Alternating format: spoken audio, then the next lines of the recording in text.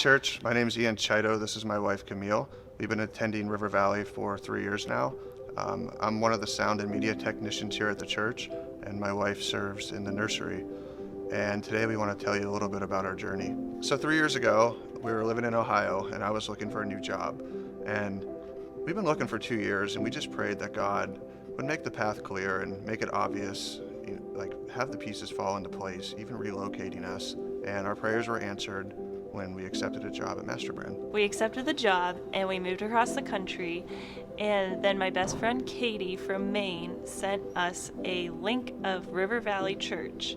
We watched the video of the sermon, and that's what led us to River Valley. So after we started going to a couple services, we got plugged into a life group, and it was there we made some of the best friends we have today and really grew a lot in spirit, and just so thankful for the life group, and ultimately led us to leading our own now. And it's just so cool seeing how God works. I'm so glad that the plans that I thought I wanted didn't work out, because God's plans ended up being so much better. I started serving doing the slides downtown, and I was looking over one day and the soundboard looked really interesting, so I got trained to do that too. And I do that mostly on Thursday nights and sometimes on the weekends. Camille's been doing the nursery downtown on Sundays too. It's really cool to get plugged into the church and all the people we've met along the way. So I think one of the most rewarding things since we've been here is just my job and growing spiritually there, and how I'm in a situation now where there's just leadership that are Christians, and we're praying and encouraging each other. And every day there's 100 different people in my department, and it seems like there's always an opportunity to minister to people and however God wants to work through me. And there's been a lot of experiences that really break my heart, but I'm so thankful that I've been available to let God work through me. What's really cool is we're starting to grow, and people are starting to come to Thursday night service from work, and God's definitely alive in our workplace, and it's growing. Looking back at the last few years, we've been so blessed, and we're so thankful to be able to be in life group and now serve in our life group as leaders and be able to serve at River Valley. We are Ian and Camille, and we are not ashamed of the gospel.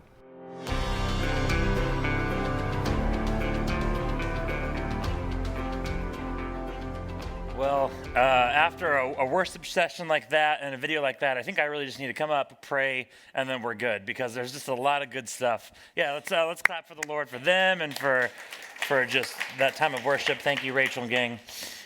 Real quick, before we dive in, I would just like to know, Niners fans, where are you at? Niners fans, make a lot of noise. There it is. Awesome. Chiefs fans, where are you at? Cool. Awesome. So, Cheryl, I just want to take this time to let you know that there's 3 amazing campuses that we have elsewhere. No, I'm just kidding. No, hey, way to be proud of your fandom. But for everyone, next week is the Super Bowl, one of the most televised events of the year. If you got gear, rep it. I talked to Brian. I said, hey, are you cool if I just tell people if you got Niners gear, wear all of it? If you have KC, like Chiefs gear, wear it. And if you're an angry Seahawks fan, I don't think there's any of you guys around, nor am I married to one. You guys don't wear that. So, all right, I was reminded by something Rachel said during worship, that a passage like today, we're in Romans, and a passage like today, it's really powerful. There's a lot to it, but it reminds us more than anything how much we need God. And so that's what I'm excited about, just kind of remind you as we're reading through, talking about God's wrath and his anger, that this is a reminder of how much we need him. But I'm going to start with a story. Maybe you guys have heard it, or some of you parents, maybe you've experienced something like this. But there's a family, a mother and a father and their son. And the son has 2 prunes on his plate that he has avoided the whole night. And he tells mom and dad, I'm not going to eat this. I'm just not. So the mom pulls out the God card and says, well, you are not listening to your parents who want you to eat it. You are disobeying God. He's not happy. So you have to go to your room for your night. Your night's over. You're not going to finish dinner. You're going to go to your room. So he strolls into his room, frustrated. Well, that night there's a big storm, thunder, lightning crashing. So the mom goes in and checks on the son, and she walks in and she sees the little boy staring at the window. And he looks at her and he says, geez, all this fuss over two small little prunes, right? Yeah, thank you, Rachel. So I tell that story. Real quick, have parents experienced anything like that at all? I don't know, Mom, did I ever do something like that? I tell that story because I think that is kind of how we think of God in his anger, or specifically God's wrath. We think of him as kind of flippant, reactive, and borderline out of control. I think if we think of him like we think of some of these guys. I have some photos of some Greek gods, all right? So we got Zeus, really angry, and he just throws down lightning bolts. Our next guy, I believe, is Poseidon. When he's mad, ships just go missing. And then obviously the captain of anger, Hades. Yeah, I think that's how sometimes in our minds, maybe even subconsciously, we portray God. When he gets upset, he just unleashes just madness on everyone. But it's not fair to liken him to a Greek god, because if you listen to enough of their stories, you realize that Greek gods, lowercase g, are really just supernatural forces with emotions like a hormonal teenager, right? Like, they really didn't do a lot of good. They were just super powerful. To all the teenagers, I'm sorry, but it's a fact of life, right? So we pick up today in Romans. We're in the second half of Romans 1. And for those of you that are just kind of joining us, remember Romans is a letter. So where we have our chapters and our verses, and it makes very good for our Bible studies and reading small chunks, the recipients of this original letter would have actually just gotten a big, long scroll or whatever, and they would have read it in one sitting. So the theme of Romans is very powerful, and it's essentially the gospel has the power to save us from the wrath of God. So Paul is going to unpack a lot of this as we go into Romans, but in what we're reading today, Romans 1, the second half, he points out kind of our missteps as humanity and highlights this wrath or this anger of God. In Romans 1, he kind of talks to the Gentiles, right, the non-religious people, and he kind of says, hey, here's some things you're doing wrong. Okay, you're doing it wrong. And then in chapter 2, he points his finger at the Jews, the super religious people, and says, hey, you aren't 100% either. And then in 3, it's kind of about God's justice and his passing judgment.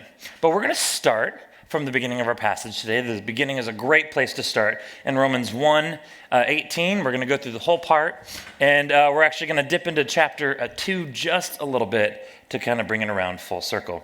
So Romans 1:18, follow along with me on the screen or with your eyes in your Bible. It says, but God shows his anger from heaven against all sinful, wicked people who suppress the truth by their wickedness. They know the truth about God because he has made it obvious to them. For ever since the world was created, people have seen the earth and sky. Through everything God made, they can clearly see his invisible qualities, his eternal power, and his divine nature. So they have no excuse for knowing God. Goes right into it. God shows his anger against all wickedness. So right here, we're going to stop because Paul actually starts at the beginning and he references the beginning. And so that's where I want to go, where he says, they know the truth about God because he has made it obvious to them for ever since the world was created. So we're going to kind of lay out the foundations of today's message by going back to the foundation of the earth. And I believe your first point is this. We're going to look at humanity's fall. So Genesis 1 is dedicated to this description of God creating the world. And I think if there was any part of the Bible that I could have a director just really, like I think of James Cameron, the guy that did, I believe that's who it is, that did like Avatar and Titanic. I want to see him paint Eden, kind of how he would, and just is very colorful, because the Garden of Eden was probably beautiful, masterful, and it was all God's creation. In Genesis 1:31, it says, God looked over all he had made and saw that it was very good. Okay, I almost imagine just God kind of sitting back in his rocking chair with some lemonade in his porch, and he's like, this is very good. Like, this is perfect. I don't know if he's a lemonade guy, but we're going to assume he is. And we have to understand, if we're going to look at the fall of humanity and of mankind, we must look, what was going on before humanity. It was exactly 100% how God intended it to be. It was 100% God's design. In fact, it was very good. God looked at it and said, this is good.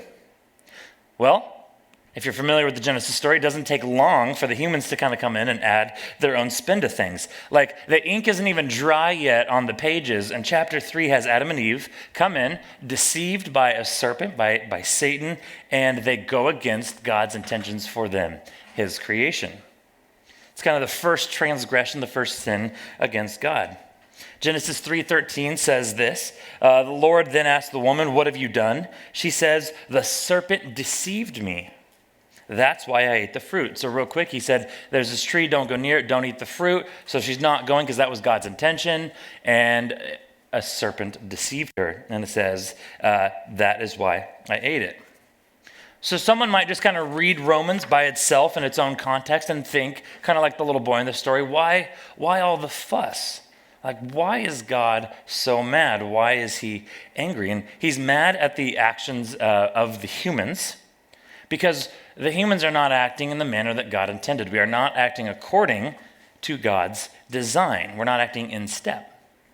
The intention or the design was to glorify the Creator. It was to glorify God. But now man, here in Romans and even today in our life, we spend a lot of time glorifying the creation, not the Creator.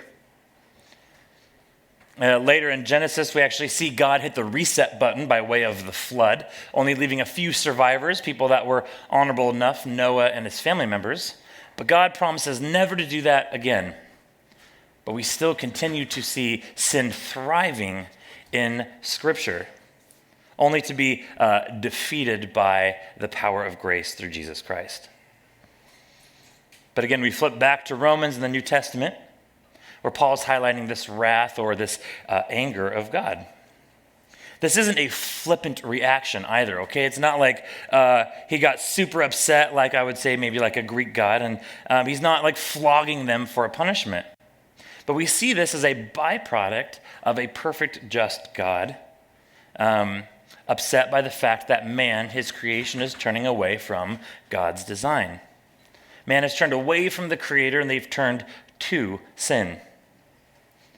And I was thinking about this. If we believe that God is just and holy and perfect, we'd be upset if there was no response to sin.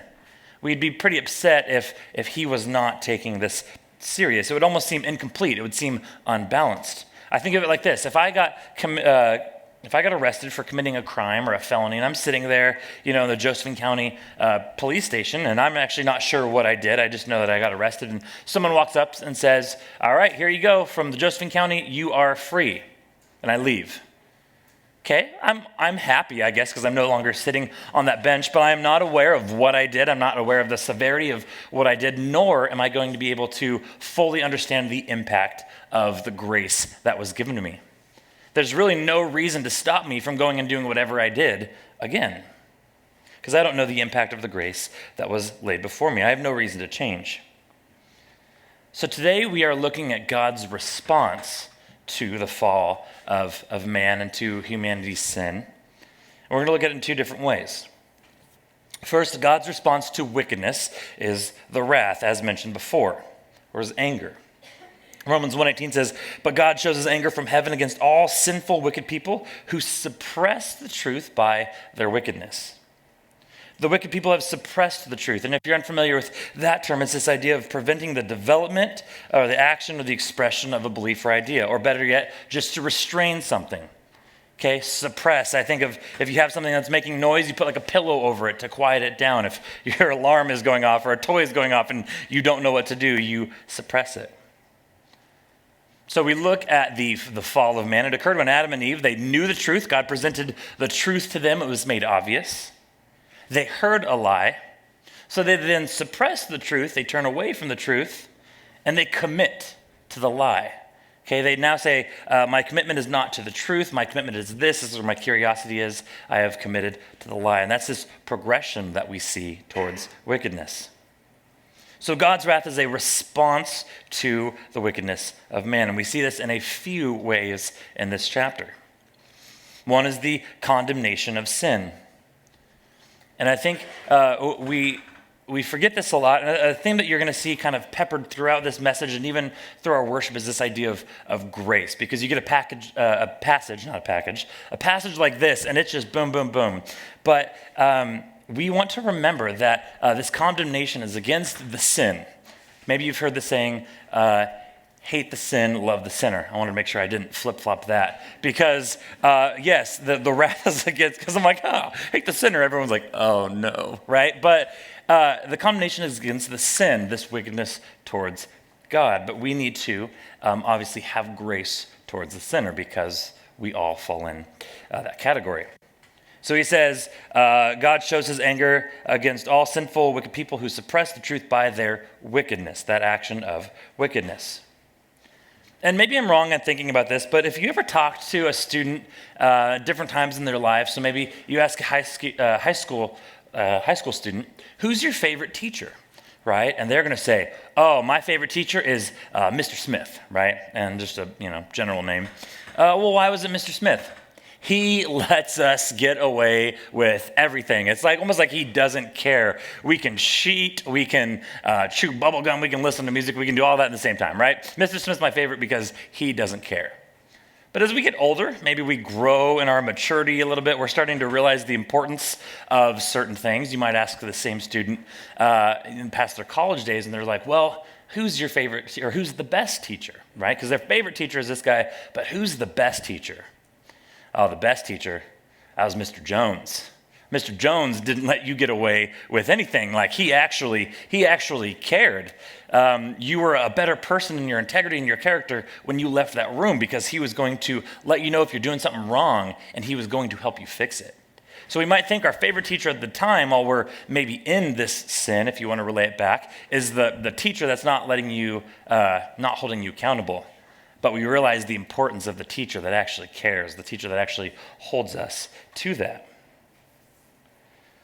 And here, obviously, we're seeing God's response as a sign that he cares. We worship a beautiful God. We see that through his beauty in nature. We worship a powerful God. We also see that his power through a lot of different things, through nature, through grace. Well, we also worship a just God. And I think sometimes we like to suppress that. We like to forget that. But here we see his justice. Romans 2:2 says, we know that God in his justice will punish anyone who does such things, the such things being the wickedness. We see God condemns wickedness. He does not allow it at all in his perfect justice. We also see the how, and this is where we're going to sit here for a few minutes, but how he kind of lets this happen is very interesting, and it's that men turn to their own desires. Men and women turn to their own desires. So this is a bit of a ride, but go ahead and hold on. It's really interesting stuff. So I'm going to go ahead and read. Just lost my point in my Bible. So we're going to continue. Romans 1:24 through 32 says this. God abandoned them, those that are doing wicked, to do whatever shameful things their hearts desired. As a result, they did vile and degrading things with each other's bodies. They traded the truth about God for a lie. Again, that progression. They know the truth. They turn from the truth. They commit to the lie. They worshiped and served the things God created instead of the Creator himself, who is worthy of eternal praise. Amen. That is why God abandoned them to their shameful desires. Even the women turned against their natural way to have sex and instead indulged in sex with each other. Men, instead of having normal sexual relations with women, burned with lust for each other. Men did shameful things with other men, and as a result of this, they suffered with themselves the penalty they deserved. But the passage goes on. It says, since they thought it foolish to acknowledge God, he abandoned them to their foolish thinking and let them do things that should never be done. Their lives became full of every kind of wickedness, sin, greed, hate, envy, murder, quarreling, deception, malicious behavior, and gossip. They are backstabbers, haters of God, insolent, proud, and boastful. They invent new ways of sinning. I thought that's kind of interesting. They invent new ways of sinning. They disobey their parents. They refuse to understand, break their promises, are heartless, and have no mercy. They know God's justice requires that those who do these things deserve to die, yet they do them anyway. Worse yet, they encourage others to do them too. So man, talk about needing God. We look at that list and I'm just thinking, guilty, guilty, guilty, guilty, right? All these things, and that's a lot. But we as humans, or they as humans in this scripture, are turned to their sin. He lays out that progression that they are presented with the truth. They know the truth. They hear the lie. They turn from God. They commit to the lie. What we see here, though, is that humans know what God's design is for them, and they turn away from that. And that's the sin, that humans have kind of corrupted God's design for themselves. In this passage, we see that progression happen in sexuality. We see it happen in just human relationship. We see it happen in trust, and we see it happen with integrity. We see all those essentially fall apart when humans turn away from God's design. We see God give humans over to their own personal desires.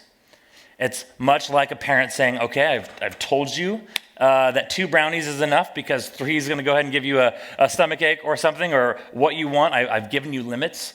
You obviously are not listening to those limits, so let's see kind of what happens. And those of us that had trouble with limits eating as kids know that the parent was always right, because you have 3, 4, 5, 9 brownies, and you are hurting, and you're realizing that's why I was given those limits. And it's another thing, I want to spend some time specifically on this, because this is kind of, I think, plaguing our culture, is to remember that this is all sin. I think naturally you're going to listen to this list, and there's going to be a few things that stick out to you, and you kind of start maybe charting, oh, that's really bad, this isn't bad at all. And I was talking with my friend Beth, and we were discussing how this passage specifically, along with a few others in Scripture, has been used quite a bit to isolate people in their sin and condemn them, which nothing about that sounds graceful or Jesus-like at all. And I'm talking specifically to those that are experiencing same-sex attraction. Now, Paul does take a few extra verses to point that out, but for some, that's all we see. We kind of stop at after 27, and we're like, okay, these other ones, they're whatever, they're fine. But those are the real bad ones. So I want to speak against that for a few minutes.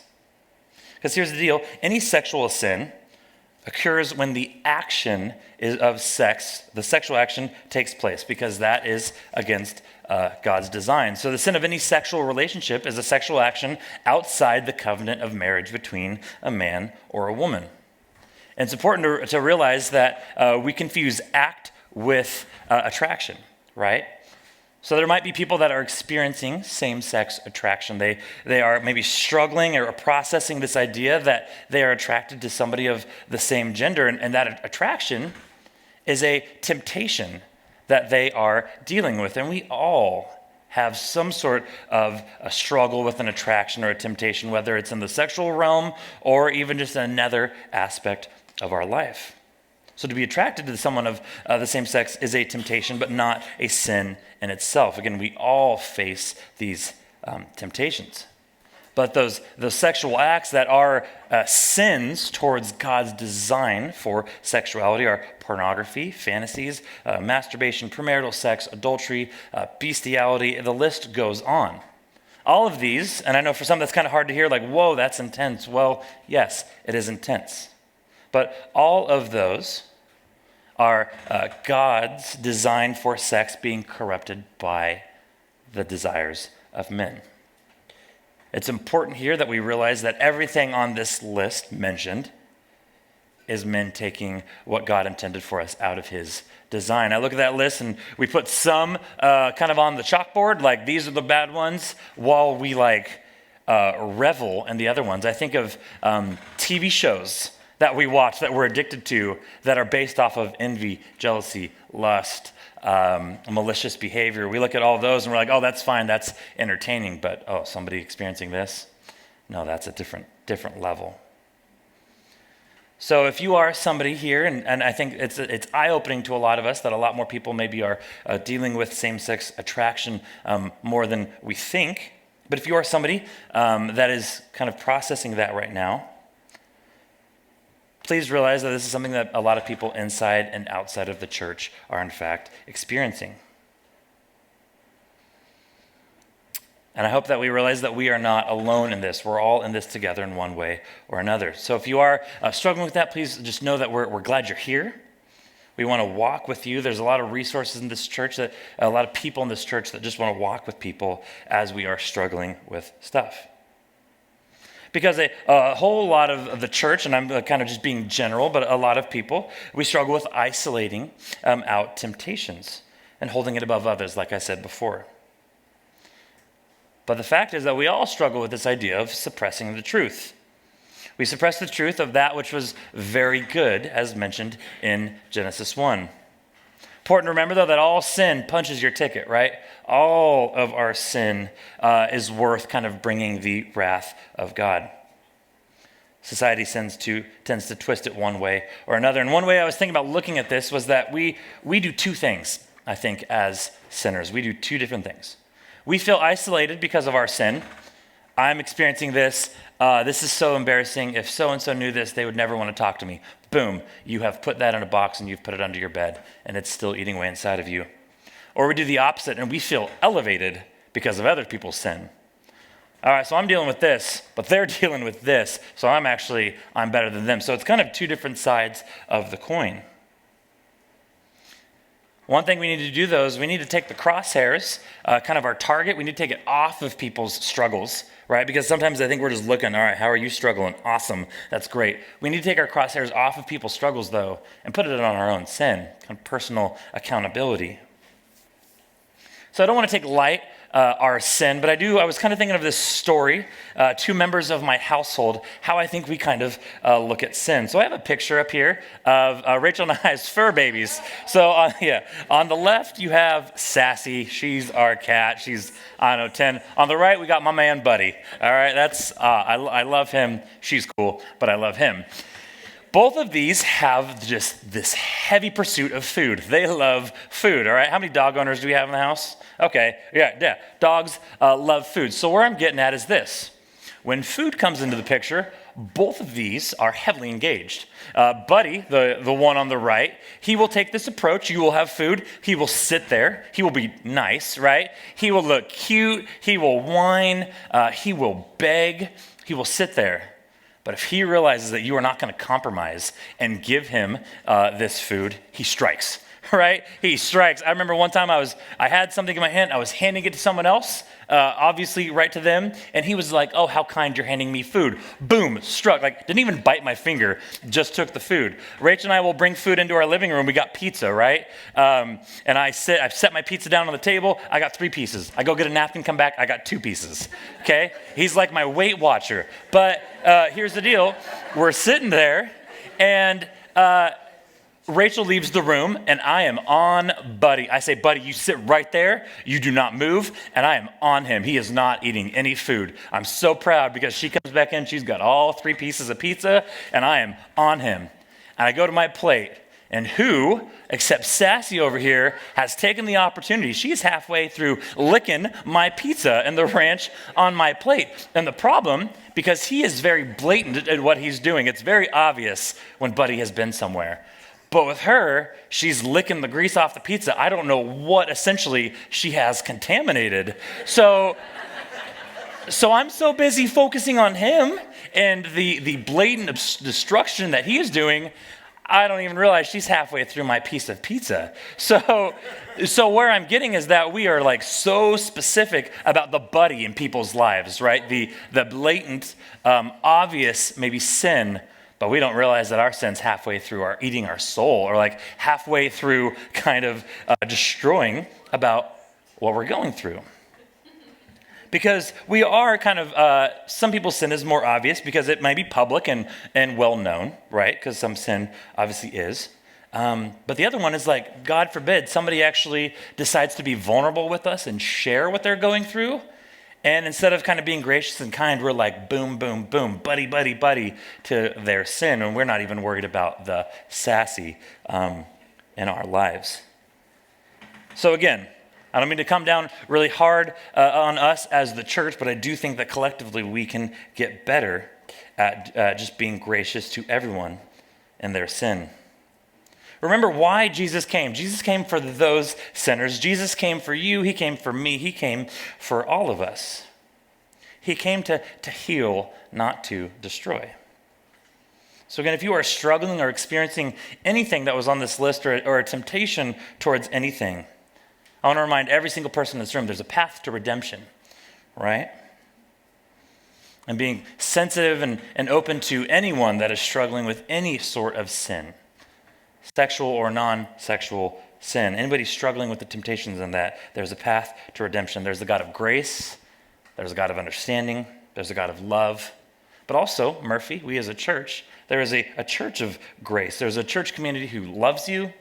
There's a church community whose arms are wide open, and there's resources to help. There's a path to redemption. And the last point of the wrath, and then we're moving into the grace, the good, powerful stuff, is that there's wrath for all sinners, or wrath is for all sinners. Again, he says, God shows his anger from heaven against all sinful, wicked people. So this is pretty self-explanatory. This wrath is on a beeline path for those that have taken God's design and corrupted it. So being that we all are born in the nature of sin, that is all of us. I think your credentials are if you are a sinner. This wrath is for all of us. So wrath doesn't just fall on bad people, because that implies that good people might kind of be saved. But wrath falls on all sinners. That's for us. But the hero of the story, Jesus, he literally steps in our place and takes this wrath for us. So now we look at God's response to sin, God's response to the fall, and that is grace and salvation. Everyone's like, whew, good. All right, the guilt. No, but this is the powerful part. So Paul who had been talking to the sin of the Gentiles, he now switches gears and kind of flips the script to the religious people. They'd been kind of high-fiving and fist-bumping because this wasn't about them. But in Romans 2, verses 1 through 4, he says, "You may think you can condemn such people, but you are just as bad, and you have no excuse. When you say they are wicked and should be punished, you are condemning yourself. For you who judge others do these very same things, and we know that God, in his justice, will punish anyone who does such things. Since you judge others for doing these things, why do you think you can avoid God's judgment when you do the same things?" It's the point in the room where it's kind of getting awkward when they're reading it. "Don't you see how wonderfully kind, tolerant, and patient God is with you? Does this mean nothing to you? Can't you see that his kindness is intended to turn you from your sin?" So a few things I want to point out about this is that wrath actually helps us understand the gospel. Understanding of wrath actually helps us understand the grace a little more. He says, can't you see this kindness is intended to turn you from your sin? Our first thing we want to look at in view of God's wrath is that it helps us understand the grace of what God is truly doing. Back to that idea of getting arrested and freed. Some of you may have heard of this story, but in 2012, Matthew West released the story of a lady, Renee Napier, through the song Forgiveness. He did this really cool thing. He asked his fans to write stories of how God has impacted their life, and he actually turned that into some cool songs. So Renee Napier was a mother whose daughter had been taken from her because of a drunk driver, died in a wreck. And the drunk driver was arrested and sentenced to, I believe, 22 years in prison. But her story continues, and she said, "Man, I felt like the prisoner due to all of my pent-up bitterness and anger towards this young man." God began to lead her to a point where she could actually forgive this young man. In his interview with her, West asks her, "Renee, how did you manage to forget him?" Forgive, not forget. She said, "I didn't. I came to an end and I asked God to take me the rest of the way. And my power alone, I couldn't do it." This story ends with Renee Napier actually leading the charge and meeting up with this young man to get him released from prison early. Through grace. She led the charge, and he got out several years before his 22-year sentence was up. And I would bet that when she looked him in the eyes and said, "I am fighting for you, I forgive you," I bet when she looked in his eyes, he was fully aware of the impact of what that grace meant, because he knew what he had done to her life, what he had taken away. In the same way, we see this wrath, this anger that was intended for us. And what God brings to those who oppose the truth. We see what we deserve, and in that we see the grace that we don't deserve that we get. And it's in God's grace that leads us to your next point, and that's redemption. Down the road in Romans chapter 5, 9, and 10 says, since we've been made right in God's sight by the blood of Christ, he will certainly save us from God's condemnation. For since our friendship with God was restored by the death of his Son, while we were still his enemies, we will certainly be saved through the life of his Son. I think that's a title that a lot of us don't really think about too much, or we don't carry, as that's the title of somebody who is redeemed. For God to have redeemed us means that he would have had to gain possession over us by paying off a debt. God created in a nutshell a world that was perfect by his design. Men came in, we were deceived. We turned away from God's design through all acts of sin. And God's response is redemption. We could all empty our pockets for the next 1,000 years, and the money that we collect still wouldn't even get close to putting a dent in what we would need to pay that debt. It just wouldn't work. But we are redeemed by the grace of God. And this leads me to my last point. This is the idea that grace can fall on, or grace is for all sinners. Romans 2:4 says, don't you see how wonderfully kind, tolerant, and patient God is with you? He ends it with, can't you see his kindness is intended to turn you from your sin? So if you were just paying attention to the first part, you're hearing, man, all this wrath and anger, this is for us. And if you're tuning in now, you're hearing God's grace and his power and his mercy, that's for us, right? And just understanding what was for us is great to help us understand this grace that is for us. I want to kind of end with, there's a few quotes, one by a man named Andy Stanley. And he says it better than I can, so I'm going to go ahead and give the credit to him. He says, the story of grace includes a broad range of characters, rich, poor, powerful, powerless. For all of them, it is God's grace that tips the scale in their favor. In some ways, these stories are our stories. For like the individuals who populate the pages of Scripture, we too need grace. But not just any grace, the grace of God. We too need grace. Another gentleman, Matt Chandler, says that without a heart transformed by grace of Christ, we just continue to manage internal and external darkness. Without a heart transformed by grace, we're actually just going in this really dark, angry, mean cycle, internal and external darkness. So for those of us that toiled in wickedness, we are redeemed by God's grace, and it's never too late. It is never too late. So Murphy, I want us to kind of be known as a redeemed church. I want us to just change people's lives by the fact that our lives were changed. I want us to be known as a church of grace to any and everyone. A church that was presented the truth and that knows the truth and that is committed to the truth. So I'm going to ask the worship team to come back up, and I ask that you guys just join me. We're going to end with this song called Good, Good Father. And so as I pray, I just want us to pray with a thankful heart, a captivated heart, but most importantly, a redeemed heart. Pray with me.